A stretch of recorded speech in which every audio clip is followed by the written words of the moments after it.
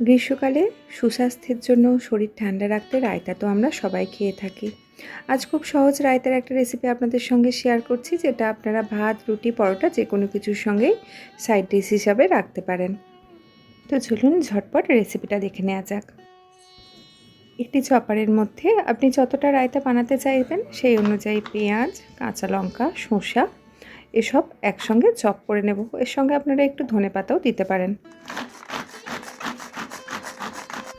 এবারে একটা বাটিতে টক দই আর চপ করে নেওয়া সমস্ত জিনিস যতটা পরিমাণ আপনারা টক দই মেশাতে চাইবেন সেই অনুযায়ী নিয়ে নিতে হবে।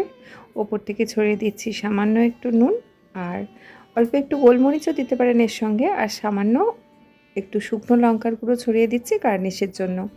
ব্যাস রেডি আমাদের সহজ রায়তা। দেখা হবে পরের দিন আবার অন্য কোনো রেসিপির সঙ্গে। ততক্ষণ সবাই সুস্থ থাকুন, ভালো থাকুন, সঙ্গে থাকুন।